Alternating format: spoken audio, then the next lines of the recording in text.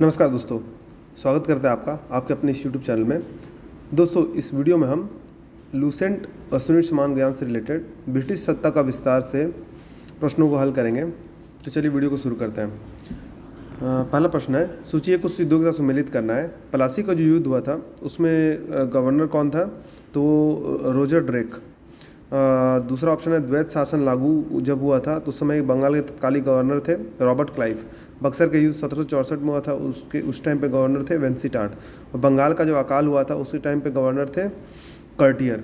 चलिए दोस्तों, इसके बारे में कुछ और जान लेते हैं। तो प्लासी का जो युद्ध हुआ था, प्लासी की लड़ाई ब्रिटिश ईस्ट इंडिया कंपनी और बंगाल के नवाब सिराजुद्दौला के बीच हुआ था। लड़ाई होने के क्या कारण थे? बंगाल के नवाब द्वारा अंग्रेजों को दिए गए व्यापार विशेषाधिकारों का बड़े पैमाने पर दुरुपयोग होना, ब्रिटिश ईस्ट इंडिया कंपनी के श्रमिकों द्वारा कर और शुल्क का भुगतान न करना, भारत के नियंत्रण के लिए ब्रिटिश और फ्रांसीसी के बीच में प्रतिद्वंद्विता, और ब्रिटिश ईस्ट इंडिया कंपनी अपने व्यापार को विस्तार करने की महत्वाकांक्षाएं कर रही थी। तो उसके लिए प्लासी का युद्ध हुआ था।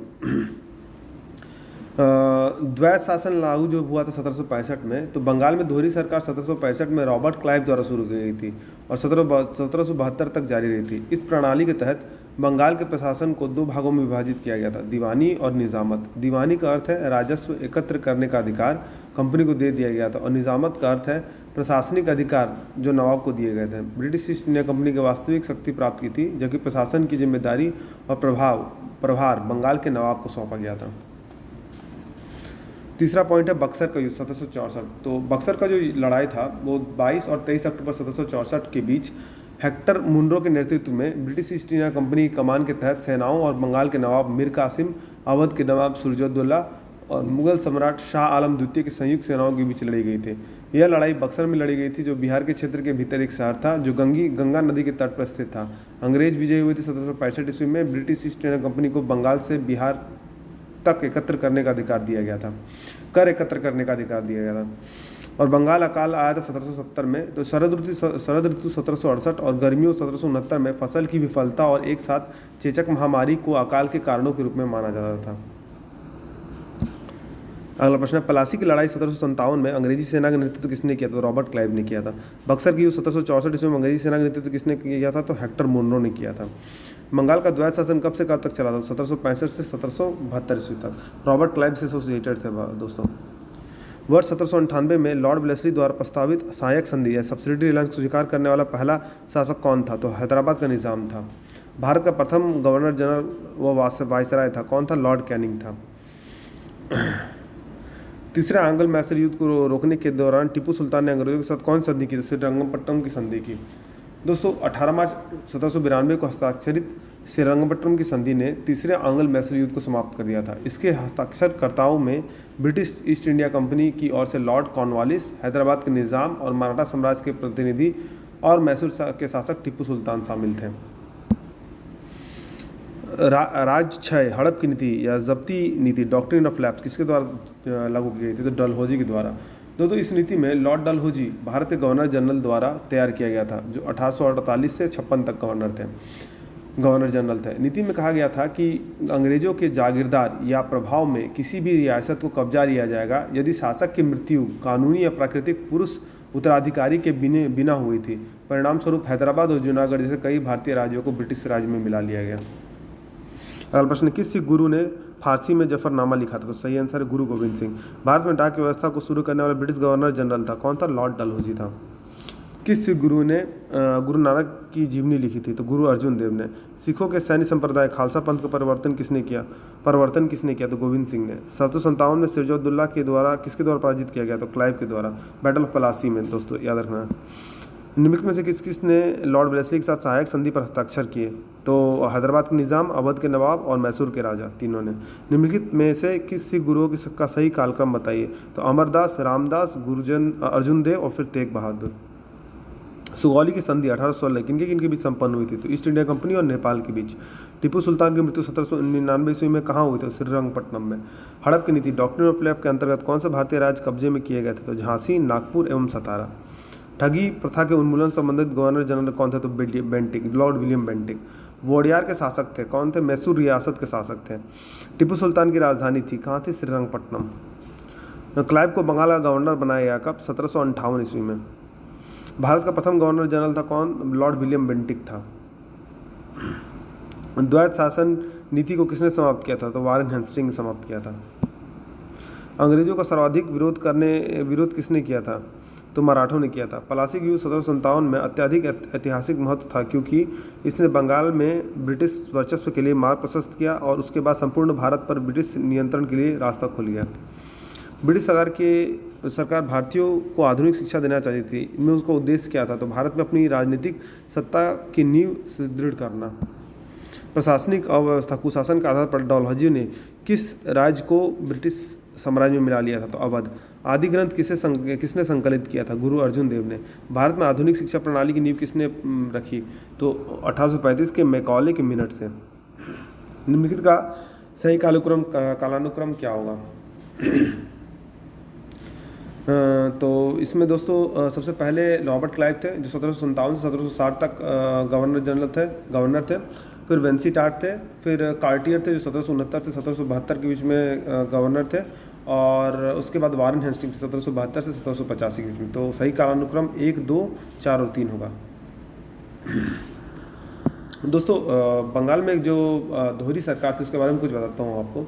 बंगाल में जो दोहरी सरकार 1765 में रॉबर्ट क्लाइव द्वारा शुरू की गई थी और 1772 तक जारी रही।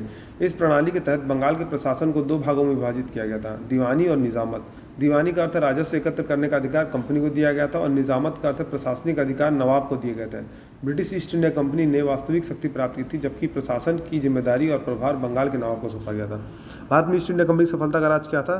तो उपयुक्त तीनों, यानी भारत में राष्ट्रीय भावना की कमी, कंपनी की सेना को पश्चिमी प्रशिक्षण मिला था तथा उनके पास आधुनिक हथियार थे, भारतीय सैनिकों में राष्ट्रीय भावना का अभाव और उपयुक्त तीनों। भारत में निम्न वायसरायों में से किसके शासनकाल में Indian penal code, civil procedure code और क्रिमिनल प्रोसीजर कोड पारित हुए? तो लॉर्ड कैनिंग के टाइम पे। निम्नलिखित में से ब्रिटिश सरकार का वह गवर्नर जनरल कौन था जिसने भारत में डाक टिकट शुरू किए थे? तो लॉर्ड डलहौजी। सती प्रथा का अंत करने तथा ठगी को समाप्त करने का श्रेय किसे दिया जाता? तो लॉर्ड विलियम बेंटिक को। निम्नलिखित में से अवध के स्वायत्त राज्य का संस्थापक कौन थे? तो सादत खां बुरहान उल मुल्क। निम्नलिखित में से किसने मीर कासिम तथा सुजाउद्दौला के साथ मिलकर अंग्रेजी ईस्ट इंडिया कंपनी पर युद्ध घोषित किया था और बाद में बक्सर के युद्ध में अंग्रेजों से पराजित हुए? तो शाह आलम द्वितीय। ईस्ट इंडिया कंपनी और बंगाल के नवाब के बीच जब प्लासी युद्ध हुआ उस समय मुगल सम्राट कौन था? तो अजीजुद्दीन आलमगीर द्वितीय।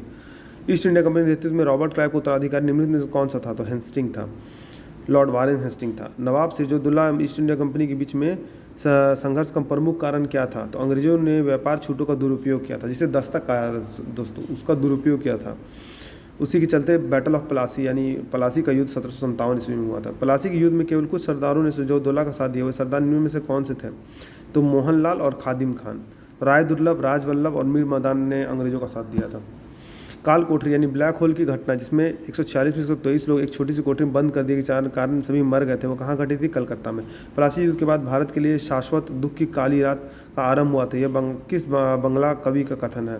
तो नवीन चंद्र सेन। किस इतिहासकार ने 1765 से 1772 तक कंपनी के राज्य को, द्वैत शासन को डाकुओं का राज्य की संज्ञा दी है? तो के.एम. परिकर ने।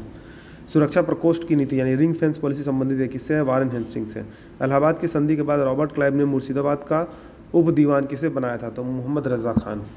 निम्नलिखित में से किस भारतीय को रॉबर्ट क्लाइव ने बिहार का नायब दीवान घोषित किया था? तो राजा सिताब राय। रंजीत सिंह ने सुप्रसिद्ध कोहिनूर हीरा प्राप्त किया था, कहाँ से? शाह सूजा से। ब्रिटिश जनरल जिसने हैदर अली को पोर्टो नोवा के युद्ध में हराया वो कौन थे? सर आयरकुट।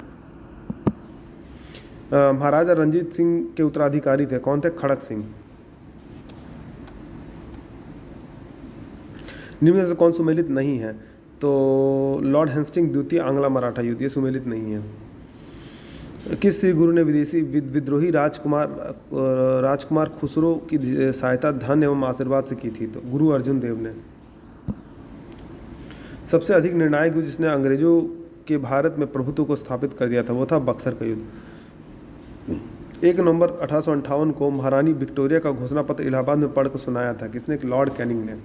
रंजीत सिंह किस मिसल से संबंधित है? सुकर चकिया मिसल से।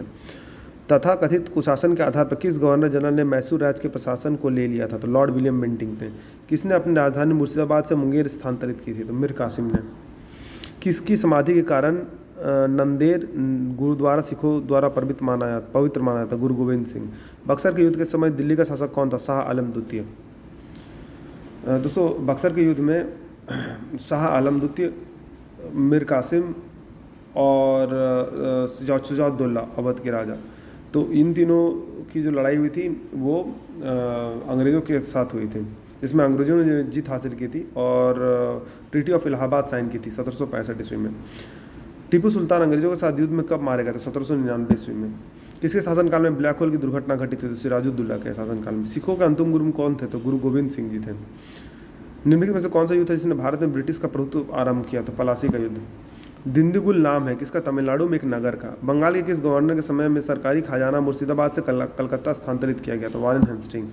किस अधिनियम के तहत वारेन हेस्टिंग बंगाल के प्रथम गवर्नर जनरल बनाया गया? तो 1773 का रेगुलेटिंग एक्ट। किसके समय में कलकत्ता में प्रथम न्यायालय की स्थापना की गई थी? तो वारेन हेस्टिंग में, जो कि 1774 ईस्वी में की गई थी, 1773 के रेगुलेटिंग एक्ट के बाद। बंगाल के किस गवर्नर जनरल के काल में पिट्स इंडिया एक्ट 1784 पारित किया गया? तो लॉर्ड वारेन हेस्टिंग। निम्न में से कौन सा युगम सही सुमेलित है? तो प्रथम आंग्ल मराठा युद्ध, और इसमें से सही स्टेटमेंट होगा दोस्तों तृतीय मैसूर युद्ध 1790 से 1792 और 1824 से 26 में प्रथम आंग्ल बर्मा युद्ध, दूसरा और तीसरा।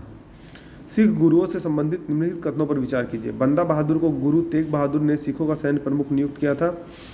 गुरु अर्जुन देव सिखों के गुरु रामदास के पश्चात बने थे। गुरु अंगद देव या अंगदेव ने सिखों को उनकी अपनी लिपि गुरुमुखी दी थी। तो इसमें से दूसरा और तीसरा आंसर सही है दोस्तों। भारत में ब्रिटिश शासन के दौरान निम्नलिखित राजसी राज्यों यानी प्रिंसली स्टेटों पर विचार कीजिए। तो उसमें सही कालानुक्रम क्या है? तो इसमें सही कालानुक्रम है सतारा, फिर संबलपुर और फिर झांसी। इसमें डॉक्ट्रिन ऑफ लैप्स के थ्रू इनका एनेक्सेशन किया गया था। निम्नलिखित भारतीय शासकों में से कौन सा शासक था जिसने विदेशों में आधुनिक पद्धति से दूतावास स्थापित किया? टीपू सुल्तान। ब्रिटिश भारतीय राज क्षेत्र का अंतिम प्रमुख विस्तार हुआ तो डलहौजी के समय में। सूची 1 को सूची 2 के साथ सुमेलित करना है दोस्तों, कूट का सही प्रयोग करना है। तो इसमें सही आंसर है जो 1775 ईस्वी में हुआ था वो प्रथम आंग्ल मराठा युद्ध, 1780 ईस्वी में हुआ था द्वितीय आंग्ल मैसूर युद्ध, 1824 में प्रथम आंग्ल बर्मा युद्ध और 1838 ईस्वी में हुआ था प्रथम आंग्ल अफगान युद्ध। ठगों के दमन में निम्नलिखित से कौन संबंधित था? तो कर्नल स्लीमैन। 1 को 2 के साथ सुमेलित करना दोस्तों। सूची 1 में उत्तरवर्ती मुगल शासक का नाम दिए गए हैं, सूची 2 में उपाधि के नाम दिए गए हैं। तो बहादुर शाह प्रथम को साहिब बेखबर बुलाया जाता था क्योंकि उनको अपने प्रजा की फिक्र नहीं थी बिल्कुल। फारूक सियार को मुगल वंश का घृणित कायर बुलाया जाता था। मोहम्मद शाह को रंगीला कहा जाता था और बहादुर शाह द्वितीय को जफ़र कहा जाता था, जिसे बहादुर शाह जफ़र कहते हैं। दोस्तों बहादुर शाह जफ़र 1857 की क्रांति में बाद में आप पढ़ेंगे, उसमें उस समय वो मुगल बादशाह था। 1707 में औरंगजेब की मृत्यु के बाद मोहम्मद मुअज्जम किस नाम से मुगल से राज सिंहासन पर बैठा? तो बहादुर शाह प्रथम। बहादुर शाह प्रथम की मृत्यु के बाद जहादर शाह मुगल सिंहासन पर आसीन हुआ। वह किसकी सहायता से सम्राट बना? तो जुल्फ़िकार खान। फारूक सियार किसके सहयोग से मुगल बादशाह बना? तो सैयद बंधु। नृप निर्माता के रूप में किसे नाया था? तो सैयद बंधु को। सैयद बंधु ने मराठों के सहयोग से किस मुगल सम्राट को सत्ताच्युत करके हत्या कर दी थी? तो फारूक सियार। सैयद बंधु ने किस किस को बादशाह बनाने का काम किया? तो चारों ऑप्शन सही दोस्तों, फारूक सियार, रफ़ीउद्दर्जात, रफ़ीउद्दौला और मोहम्मद शाह। सैयद बंधुओं का पतन किसके समय में हुआ था? तो मोहम्मद शाह के समय में। फारूक सियार के बारे में बता दें दोस्तों, उन्होंने रॉयल फरमान जारी किया था। किस मुगल बादशाह का मूल नाम रोशन अख्तर था? तो मोहम्मद शाह रंगीला।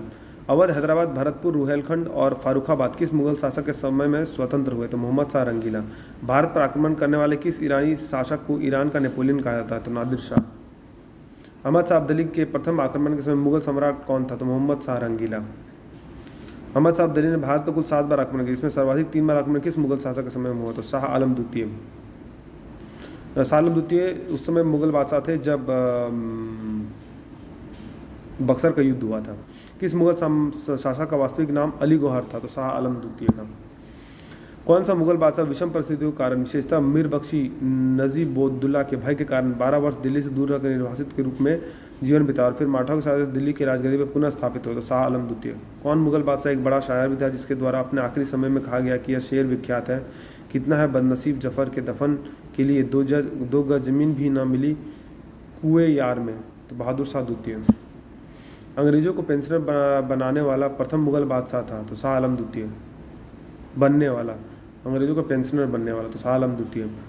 सुमेलित करना दोस्तों, राज्य के नाम दिए गए हैं और उसके संस्थापक कौन थे। तो बंगाल के राज्य के संस्थापक थे मुर्शिद कुली जाफ़र खान। फारुखाबाद के संस्थापक थे मोहम्मद खां बंगश।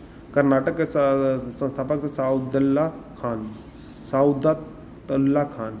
और अवध के संस्थापक थे मीर मोहम्मद अमीन सादत खां बुरहानुल मुल्क। सूची को सूची 2 के साथ सुमेलित करना है। राज्य के नाम दिए गए, संस्थापक के नाम दिए गए। तो हैदराबाद का जो संस्थापक थे तो मीर कमरुद्दीन किंचलिक खान या निज़ामुल मुल्क जिन्हें कहा था। रुहेलखंड के थे अली मोहम्मद खान। भरतपुर के थे बदन सिंह और मैसूर के थे हैदर अली। किस राज्य के शासक नवाब वजीर कहलाते थे तो अवध के नवाब। किसने ग्रामीण जाटों को एक सैन्य शक्ति के रूप में संगठित किया तो चूड़ामन या चूड़ामणि।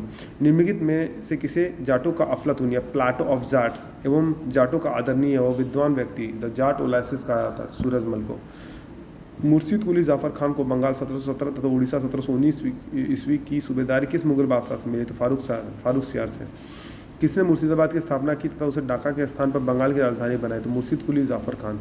बंगाल के शासक मुर्शिद कुली जाफ़र खान एवं अंग्रेजी ईस्ट इंडिया कंपनी के बीच विवाद का सर्वप्रमुख कारण क्या था तो मुगल बादशाह फारूक सियार द्वारा 1717 में जारी फरमान की मुर्शिद अली जाफ़र खान एवं ब्रिटिश कंपनी द्वारा अलग अलग व्याख्या। किस मुगल बादशाह ने 1733 में बिहार की सूबेदारी बंगाल के नवाब शुजाउद्दीन को प्रदान की तो मोहम्मद शाह रंगीला। बंगाल के किस नवाब ने यूरोपीय लोगों की तुलना मधुमक्खी के छत्ते से की, जिसे यदि ना छेड़ा जाए तो शहद देगी पर अगर ना छेड़ा जाए तो शहद देगी पर अगर छत्ते के साथ छेड़छाड़ की तो मधुमक्खियाँ काट काट कर प्राण ले सकती है तो अलीवर्दी खान। अंग्रेजों द्वारा कलकत्ता तथा फ्रांसीसियों द्वारा चंद्रनगर की किलेबंदी सुदृढ़ करने का विरोध करते बंगाल के किस नवाब ने कहा तुम व्यापारी हो, तुम्हें किले का क्या करना है, मेरे संरक्षण में थे तो तुम्हें शत्रुओं को कोई भय नहीं तो अलीवर्दी खान। बंगाल का वह नवाब कौन था जो जानता था कि वह अंग्रेजों को बंगाल की भूमि से निकाल कर बाहर कर सकता है, किंतु ऐसी स्थिति में उसी के शब्दों में समुद्र में आग लग जाएगी तो अलीवर्दी खान। बंगाली किस नवाब ने अपने उत्तराधिकारी को यह सलाह दी कि तीनों अंग्रेज, फ्रांसीसी एवं डच को एक साथ निर्बल करने का विचार मत करना, इन तीनों में अंग्रेज सबसे सशक्त है, पहले उसका अंत करना और अन्य तुमको विशेष कष्ट नहीं देंगे अलीवर्दी खान। बंगाल के नवाब अलीवर्दी खान का उत्तराधिकारी कौन हुआ तो सिराजुद्दौला हुआ। बंगाल के नवाब सिराजुद्दौला एवं ब्रिटिश कंपनी के बीच में विवाद कारण क्या था तो तीनों कारण थे दोस्तों। अंग्रेजों द्वारा कलकत्ते की किलेबंदी, अंग्रेजों द्वारा दस्तक यानी फ्री पास का दुरुपयोग और भगौड़े कृष्ण वल्लभ को कलकत्ता में अंग्रेजों द्वारा शरण देना। सुमेलित करना है दोस्तों। सूची 1 में घटना का नाम दिए गए, सूची 2 में उसकी तिथि के नाम दिए गए। तो इसमें दोस्तों ऑप्शन ए सही है, यानी कलकत्ता पर नवाब सिराजुद्दौला का अधिकार हुआ था 15 से 20 जून 1756। कालकोटी की त्रासदी हुई थी 20 जून 1756। अलीनगर की संधि हुई थी 9 फरवरी 1757 और पलासी की हुई थी 23 जून 1757। बंगाल के नवाब मीर जाफ़र ने कठपुतली मुगल बादशाह सालम द्वितीय से क्लाइव को साबत जंग यानी युद्धों में अनुभव प्राप्त की उपाधि एवं कुछ क्षेत्रों की जिम्मेदारी दिलाई। क्लाइव की जागीर कहलाने वाला उस क्षेत्र की पहचान करे तो 24 परगना। बंगाल के नवाब मीर कासिम ने मुर्शिदाबाद के स्थान पर मुंगेर को राजधानी बनाया क्योंकि वह मुर्शिदाबाद के षड्यंत्रमय वातावरण और तथा कलकत्ता से दूर रहना चाहता था ताकि अंग्रेजों का हस्तक्षेप ना हो। बंगाल के किस नवाब ने ब्रिटिश कंपनी के गवर्नर को लिखा, आपके भद्र पुरुष इस प्रकार व्यवहार करते हैं, वह समस्त देश में गड़बड़ी फैलाते हैं, लोगों को लूटते तथा मेरे अधिकारियों का अनादर करते हैं तथा उन्हें शारीरिक यातना देते हैं तो मीर कासिम। बंगाल के किस नवाब ने 2 वर्षों के लिए सभी व्यापारियों के लिए समस्त व्यापारी करों एवं चुंगियों को खत्म कर एक बड़ा असाधारण कदम उठाया था तो मीर कासिम। क्लाइव एवं मुगल बादशाह सालम द्वितीय के बीच हुई इलाहाबाद की प्रथम संधि 12 अगस्त 1765 के संदर्भ में इन कथनों पर विचार कीजिए। इसमें से कौन सा कथन सही है तो सालम द्वितीय को कड़ा एवं इलाहाबाद के जिले दिए गए, कंपनी को 26 लाख रुपए सालाना बदले बंगाल, बिहार एवं उड़ीसा की दीवानी स्थायी रूप से मिली। हैदराबाद की उत्तर के जिलों उत्तरी सरकार को अंग्रेजों के जागीर के रूप में मान्यता दी गई। तीनों स्टेटमेंट सही है दोस्तों। इलाहाबाद की द्वितीय संधि 16 अगस्त 1765 किन के बीच में, शुजाउद्दौला और क्लाइव के बीच में हुई। कर्नल क्लाइव का गधा या सियार की संज्ञा किसे दी गई थी तो मीर जाफ़र को। कलकत्ता की सुप्रीम कोर्ट के एक न्यायाधीश ने बंगाल के किस नवाब को भूसे से भरे एक बैताल फैंटम के रूप में उल्लेखित किया तो मुबारक-उद-दौला को। कर्नल माल्सन ने कहा, कंपनी के अधिकारियों का अब एक ही उद्देश्य है कि जितना लूट सको लूटो और यह कि वह सोने की एक ऐसी थैली है जिसमें जब भी चाहे हाथ डालूं उसमें, वह किसके लिए प्रयुक्त किया गया? तो मीर जाफर के लिए। किसने फ्रांसीसी विशेषज्ञों की मदद से डिंडीगुल में एक आधुनिक शस्त्रागार स्थापित किया? तो हैदर अली। किसने घोषणा कर दी कि वो अंग्रेजों को पहले तो अकॉर्ड से निकाल बाहर करेगा और अंत में भारत से? तो हैदर अली। अगला प्रश्न दोस्तों सुमेलित करना है, प्रथम आंग्ल मैसूर युद्ध, द्वितीय आंग्ल मैसूर युद्ध और तृतीय आंग्ल मैसूर युद्ध से। तो प्रथम आंग्ल मैसूर युद्ध हुआ था 1767 से 1769 के बीच में। इसके बारे में कुछ जानते हैं। तो उसकी पृष्ठभूमि थी 1612 में मैसूर के क्षेत्र में वोडियार के तहत एक हिंदू राज का उदय हुआ, जिसका चिक्का कृष्णराज वोडियार ने द्वितीय ने 1734 से 1766 तक शासन किया। हैदर अली, जिसे वोडियार की सेना में एक सैनिक के रूप में नियुक्त किया गया था, अपने महान प्रशासनिक कौशल और सैन्य रणनीति के कारण मैसूर का वास्तविक शासक बन गया। 18वीं शताब्दी के उत्तरार्ध के दौरान मैसूर उनके नेतृत्व में एक दुर्जय शक्ति के रूप में उभरा। उसके कारण थे प्रथम एंग्लो मैसूर युद्ध के फ्रांसीसी और हैदर के साथ मैसूर की निकटता। युद्ध बिना किसी निष्कर्ष के 1.5 साल तक जारी रहा। हैदर ने अपनी रणनीति बदली और अचानक मद्रास के द्वार के सामने प्रकट हुआ, जिससे मद्रास में पूरी तरीके से अराजकता और दहशत फैल गई। इसने 4 अप्रैल 1769 ईस्वी को हैदर के साथ एक संधि समाप्त करने के लिए अंग्रेज को मजबूर किया, जिसे मद्रास की संधि के रूप में जाना जाता है। तो प्रथम आंग्ल मैसूर युद्ध जो 1767 से 1769 के बीच में था, वो मद्रास की संधि के साथ समाप्त हुआ था। इसमें संधि कैदी और विजित क्षेत्रों को आदान प्रदान के लिए की गई थी। हैदर अली को किसी अन्य शक्ति द्वारा हमला किए जाने की स्थिति में अंग्रेज की मदद का वादा भी किया गया था। द्वितीय आंग्ल मैसूर युद्ध के बारे में जानते हैं, जो 1780 से 1784 के बीच में हुआ था। तो इसमें मैंगलोर की संधि हुई थी। इसमें क्या हुआ था, 1771 में मराठा सेना द्वारा मैसूर पर हमला किए जाने पर अंग्रेज मद्रास की संधि का पालन करने में विफल रहे। हैदर अली ने उन पर विश्वास को भंग का आरोप लगाया। इसके अलावा हैदर अली ने बंदूकों, साल्टपीटर और शीशे की सेना की आवश्यकताओं को पूरा करने के मामले में फ्रांसीसी को अधिक संसाधित पाया। नतीजतन उन्होंने मालाबार तट पर एक फ्रांसीसी कब्जे माहे के माध्यम से मैसूर में फ्रांसीसी युद्ध सामग्री का आयात करना शुरू कर दिया। दोनों के बीच बढ़ती दोस्ती ने अंग्रेजों के लिए चिंता बढ़ा दी। नतीजतन अंग्रेजों ने माहे को पकड़ने की कोशिश की, जो हैदर अली के संरक्षण में था। तो वो द्वितीय आंग्ल मैसूर युद्ध उससे आरंभ हुआ। तो युद्ध का परिणाम क्या हुआ, हैदर अली ने मराठों और निजाम के साथ अंग्रेजों के खिलाफ गठबंधन किया। उन्होंने कर्नाटक पर हमला किया और आरकोट पर कब्जा कर लिया और 1781 में कर्नल वैली के नेतृत्व में अंग्रेजी सेना को हराया। इसी बीच अंग्रेजों सर आयरकूट के तहत मराठों और निजाम दोनों को हैदर की तरफ से अलग कर दिया, लेकिन अविचलित हैदर ने नवंबर 1781 में पोर्टो नोवो, वर्तमान में परंगीपेट्टई, तमिलनाडु में हार का सामना करने के लिए निर्भीकता से अंग्रेजों का सामना किया। हालांकि उन्हें अपनी सेनाओं को फिर से संगठित किया और अंग्रेजों को हराया और उनके कमांडर ब्रैथवेट को पकड़ लिया। 17 दिसंबर 1782 ईस्वी में हैदर अली की कैंसर से मृत्यु हो गई। उनके बेटे टीपू सुल्तान ने बिना किसी सकारात्मक परिणाम के साथ 1 वर्ष तक युद्ध जारी रखा। इस अनिर्णायक युद्ध से तंग आकर दोनों पक्षों ने मैंगलोर की संधि की। मार्च 1784 ईस्वी में दोस्तों पर बातचीत करते हुए शांति का विकल्प चुना, जिसके तहत दोनों पक्षों ने एक दूसरे के लिए लिए गए क्षेत्रों को वापस कर दिया। तीसरा एंग्लो मैसूर युद्ध 1790 से 92 के बीच में हुआ, जिसमें श्रीरंगपट्टनम की ट्रीटी हुई दोस्तों। तीसरा एंग्लो मैसूर युद्ध तब शुरू हुआ जब टीपू ने त्रावणकोर पर हमला किया, जो अंग्रेजों का सहयोगी था और ईस्ट इंडिया कंपनी के लिए काली मिर्च का एकमात्र स्रोत था। त्रावणकोर ने कोचीन राज्य में डचों से जलकोट्टल और कन्नौर खरीदे थे, जो टीपू का सामंत था। उन्होंने त्रावणकोर के कार्य को अपने संप्रभु अधिकारों का उल्लंघन माना। तीसरे एंग्लो मैसूर युद्ध में मराठों और निजामों ने अंग्रेजों की मदद की, जिसके कारण टीपू सुल्तान हार गया और श्रीरंगपट्टनम की संधि पर हस्ताक्षर किए।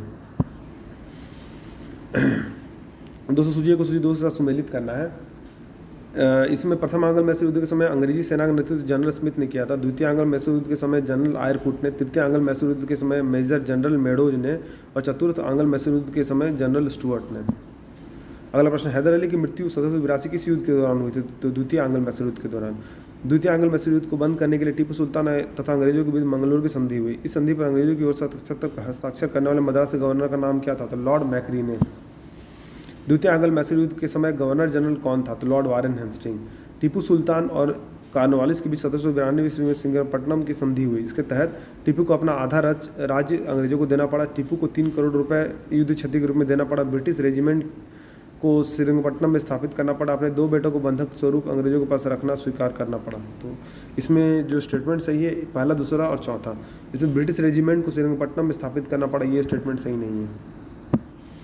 टीपू सुल्तान ने अंग्रेजों को निष्कासित करने के लिए निम्नलिखित में से किन देशों के साथ संपर्क स्थापित किया? तो फ्रांस, अरब, अफगानिस्तान, मॉरिशस, तुर्की सभी के साथ। टीपू सुल्तान के संबंध में इन कथनों पर विचार कीजिए। टीपू ने एक नया कैलेंडर या पंचांग लागू किया। टीपू ने सिक्का ढलाई की एक नई प्रणाली अभियान की शुरुआत की। टीपू ने मापतौल के लिए नए पैमाने को अपनाया।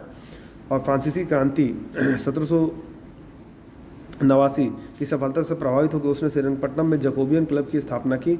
स्वतंत्रता का वृक्ष टीओ लिबर्टी लगाया और अपने नागरिक टीपू सिटीजन टीपू विहित करने लगा। तो इसमें चारों स्टेटमेंट सही है दोस्तों। तृतीय आंग्ल मैसूर युद्ध के दौरान टीपू के विरुद्ध चतुर्पथीय संयुक्त मोर्चा में शामिल थे। कौन थे? ट्रावणकोर, निजाम, मराठा एवं अंग्रेज। अगला प्रश्न है चतुर्थ आंग्ल मैसूर युद्ध 1799 संबंध में इन कथनों पर विचार कीजिए। इसमें कौन सा कथन सही? तो सही है। इस युद्ध के दौरान टीपू सुल्तान की मृत्यु हुई।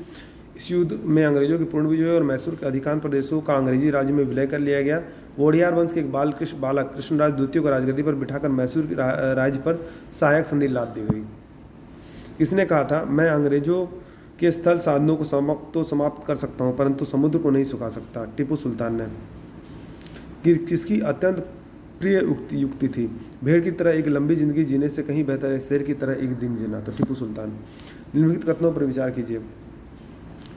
सिखों के प्रथम गुरु नानक देव मुगल बादशाह बाबर के समकालीन थे और उनका जन्म नाम तलवंडी या नानका पाकिस्तान था।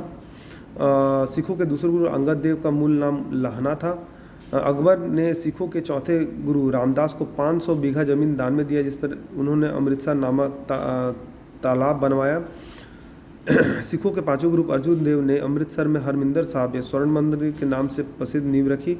गुरु की गद्दी पर वंशानुगत उत्तराधिकार का प्रचलन किया तथा शहजादा खुसरो की मदद कर गुरुओं द्वारा पहली बार राजनीतिक मामलों में रुचि दिखाई। तो सभी स्टेटमेंट सही है दोस्तों।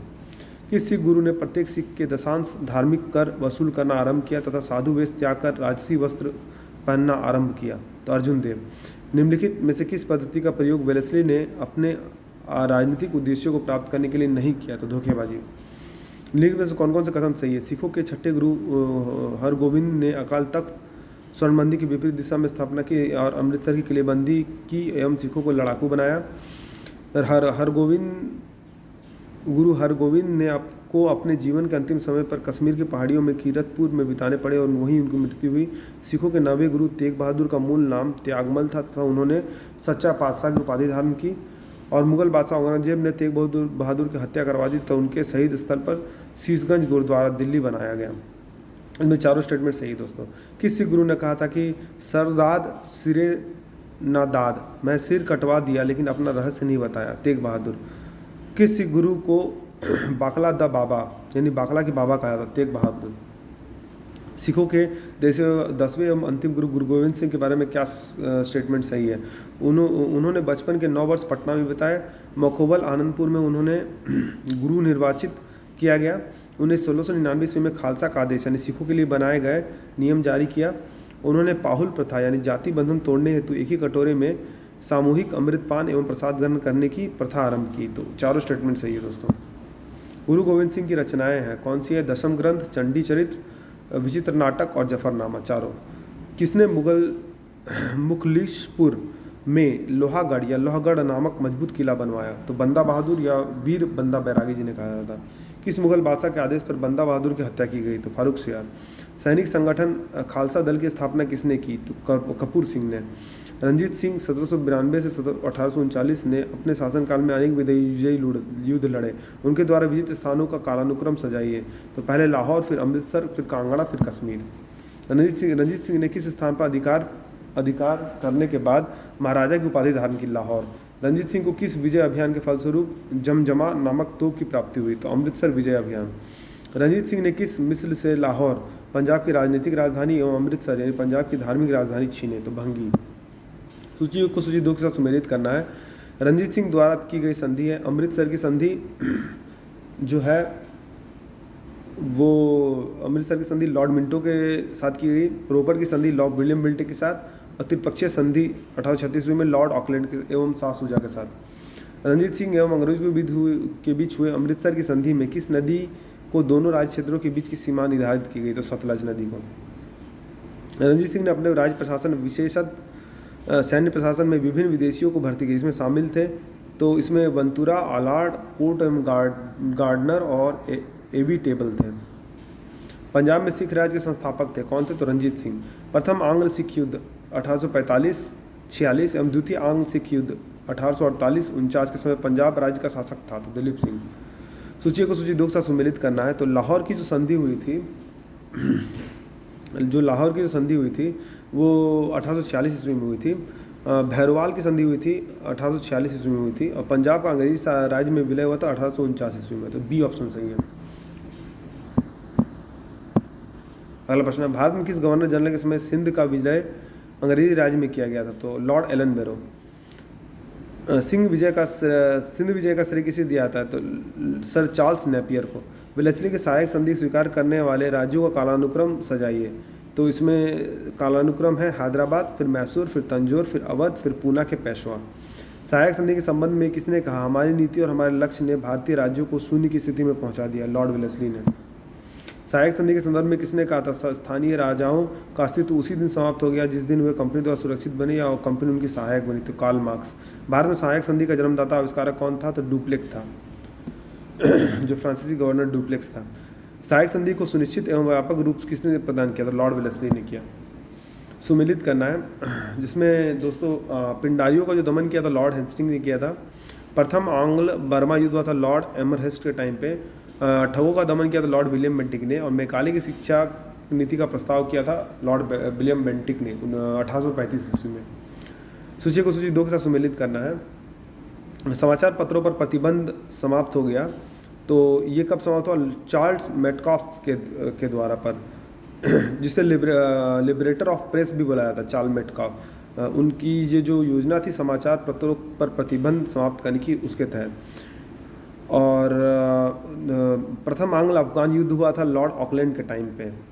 प्रथम आंग्ल सिख युद्ध हुआ था लॉर्ड हार्डिंग के टाइम पे। और हिंदू विधवा पुनर्विवाह एक्ट जो हुआ था वो लॉर्ड डलहौजी के टाइम पे हुआ था। गोद प्रथा पर प्रतिबंध लगाने वाला गवर्नर जनरल था, तो लॉर्ड डलहौजी था।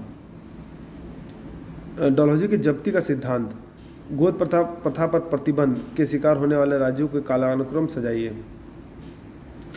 तो दोस्तों इसका जो सही आंसर है वो है पहला, दूसरा, तीसरा, चौथा, पांचवा, छठा, यानी सतारा, फिर संबलपुर और जयपुर, फिर बगहाट, फिर उदयपुर, फिर झांसी, उसके बाद अंतिम में नागपुर। सूची को सूची 2 के साथ सुमेलित करना है। सुगौली की जो संधि हुई थी वो 1816 ईस्वी में हुई थी। सुगौली की जो संधि हुई थी 1816 ईस्वी में हुई थी। प्रथम आंग्ल बर्मा युद्ध जो हुआ था वो हुआ था 1824 से 1826 के बीच में। द्वितीय आंग्ल बर्मा युद्ध 1852 के बीच में, और तृतीय आंग्ल बर्मा युद्ध 1885 से 86। तो बी ऑप्शन सही है इसमें। निम्नलिखित कथनों पर विचार कीजिए। रॉबर्ट क्लाइव बंगाल के प्रथम गवर्नर जनरल थे। विलियम बेंटिक भारत के प्रथम गवर्नर जनरल थे। तो इसमें से केवल दूसरा स्टेटमेंट सही है। विलियम बेंटिक भारत के प्रथम गवर्नर जनरल थे। पंजाब के राजा रंजीत सिंह की राजधानी कहाँ थी? तो लाहौर थी। निम्नलिखित में से कौन सा एक दिल्ली में नादिर शाह के सैन्य अभियान की सफलता के लिए संभव कारण नहीं था? आक्रमण सेना द्वारा बेहतर सैन्य प्रौद्योगिकी का प्रयोग। केरल के राजा मार्तंड वर्मा के बारे में कौन सा एक सत्य नहीं है, कथन सत्य नहीं? उसने शांति बनाए रखने के लिए यूरोपीय अधिकारियों को भारी रिश्वतें दी। ये कथन सत्य नहीं है। राज्य अपहरण की नीति के बारे में कौन सा एक कथन सही है? तो इसमें सही आंसर है, इसने भारतीय राज का समामेलन अनिवार्य बना दिया यदि उत्तराधिकारी को गोद लिया जाना ब्रिटिश प्राधिकारी द्वारा अनुमोदित ना हुआ हो। प्रथम आंग्ल मैसूर युद्ध 1767 से 1769 में कौन विजयी हुआ? तो हैदर अली। प्लासी के युद्ध के समय बंगाल का नवाब कौन था? सिराजुद्दौला। दोस्तों अगर आपको ये वीडियो पसंद आया तो वीडियो को लाइक कीजिए, चैनल को सब्सक्राइब कीजिए और बेल नोटिफिकेशन को प्रेस कर दीजिए ताकि इसी तरह का अपडेट्स मैं आपके सामने लेता हूँ। दोस्तों इस तरह का प्रश्न विभिन्न एग्जामों जैसे एसएससी, रेलवेज, बैंकिंग और स्टेट सर्विसेज एग्जाम्स के लिए बहुत ही उपयोगी होते हैं। तो वीडियो में बने रहने के लिए धन्यवाद। मिलते हैं अगले वीडियो में।